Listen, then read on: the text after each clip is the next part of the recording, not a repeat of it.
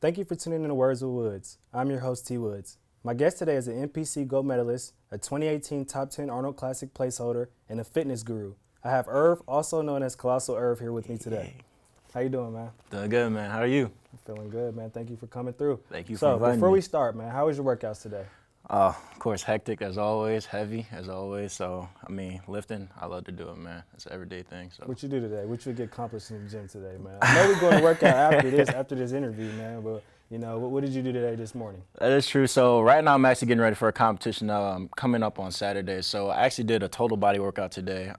Pretty much I had to do shoulder, a lot of heavy shoulder work, back, and also hamstring. So pretty much just maintaining my muscle mass, man. So. All right, so you're trying to maintain your muscle mass. How many times do you work out a day?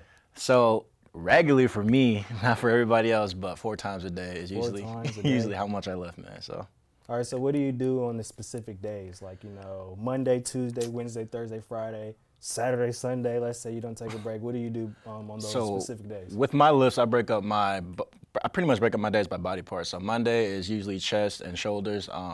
Tuesday is just strictly quad workout. Wednesday, shoulders and back. Thursday, strictly hamstring and calves, and then Fridays usually biceps and triceps. So specifically just breaking up each body part. That's a lot of hard work, man. You got to know to give your body a rest, though, man. Oh yeah, definitely. But all right, so you know you do a lot of working out. What made you want to get into the health lifestyle, and just dedicating yourself to working out? Actually, I want to say playing college football at first had got me into exercising and weightlifting, but when I was overseas stationed in South Korea, I really got into the lifestyle of bodybuilding, seeing my body transform for the better, and then also just pretty much staying fit for duty because I'm also in the Air Force, so having to do that, it just maintain that lifestyle. Hey, man, that's what's up, man. I mentioned in the introduction you were a top 10 placeholder in the Arnold Classic. That's correct. Tell us about that experience and how that was for you. Man, it was surreal. Even being on a big stage like that and even getting to meet the man himself, Arnold Schwarzenegger, it was definitely surreal. And then just knowing that all my hard work got me onto that stage and got me that placement, even though it wasn't where I wanted to place, but it was still a blessing to be there and then open up a lot of doors for me. So. Now, you spoke on your hard work. Tell us about, the experience leading up to that event and all the preparation that you needed to do, leading up to that event. So the preparation for that event, I want to say I prepped 4 months for the Arnold Classic, and it was very hectic, like I said, for all my workouts actually. So, just maintaining my diet, being strict with that, and then also my workouts, making sure I went to the gym every day, hit specific lifts to, like I said, maintain my muscle mass, and then also make that muscle grow as well. So leading up to that and then knowing that the competitors I was going up against, it wasn't going to be easy. I know I was going to be going up against the top competitors around the world. So having to showcase my body and knowing I'm going against the best, it was surreal. So what was the hardest part, about preparation for that event? What was the hardest thing for you? I would say dieting. Dieting was definitely the hardest part. I think that's hard for anybody, but dieting was definitely the hardest part for me. As well.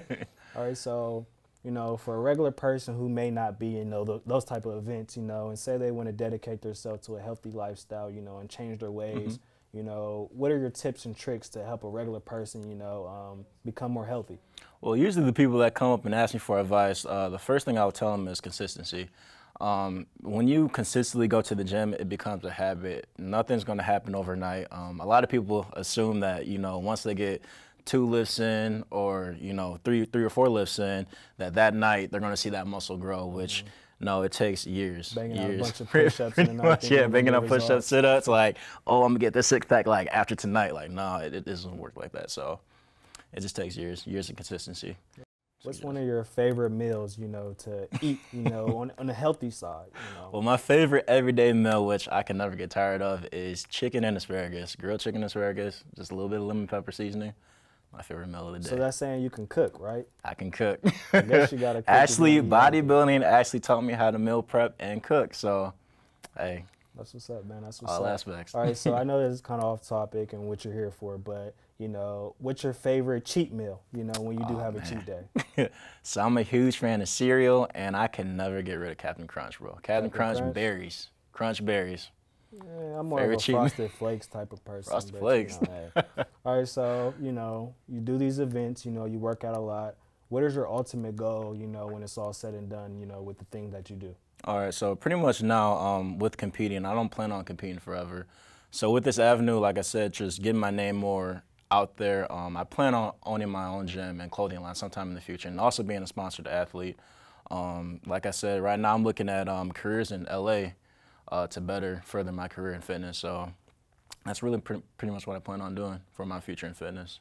That's what's up, man. Good luck to you, man. Thank you, thank you. You're also in the Air Force. Yep. You know, tell me about how that experience has been for you. You know, what made you get into the Air Force, and also, you know, how have you learned, you know, just basically everything that you do with that in the Air Force. You know, how has that helped you with your lifestyle now?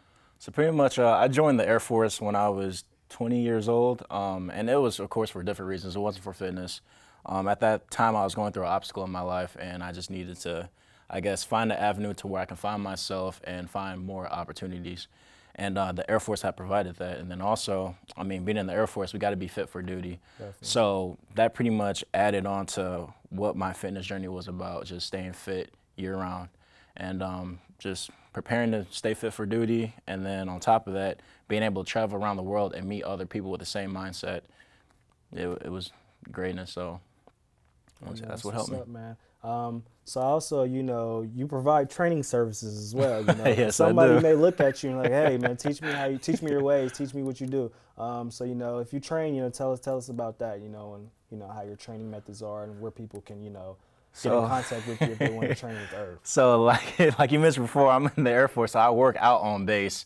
That's my main gym. I used to work out a lot at the LA Fitness in Beaver Creek, but I have too many people that came up to me like during my workouts interrupting, so I kind of had to steer away from that. But pretty much people can find me actually around campus. I'm always walking around with a couple of my friends, and if you need training, just come up to me, and I'll be more than likely to help, because that's what I'm here for, to inspire as many people as I can. So. All right. All right, you're speaking about, you know, people who inspire you, or you're wanting to inspire. Who is somebody that inspires you, you know? Actually, one of the top fitness influencers in the industry right now, his name is Simeon Panda. Actually, is one of the people I would say in the industry right now that inspired me to pursue this career field in fitness training and trying to be that, you know, fitness influencer and entrepreneur. So he's one of my main inspirations. What's up, man? I appreciate you for coming through today. Where can people follow you at, you know, if they want to train with you or if they want any fitness tips or anything like that? Okay, so Colossal Erv_fit on Instagram if you want to follow me, and then also on Snapchat, Suaveserv, so SUAVESWERV_. You can add me and I'll add back. That easy, man. Hey, man, I appreciate you for coming out, man. Appreciate you inviting me. Thank you, thank you. Special thanks to Erv for joining me on Words with Woods today, sharing some of his fitness tips and showing his methods of living a healthy lifestyle. Until next time, see you later.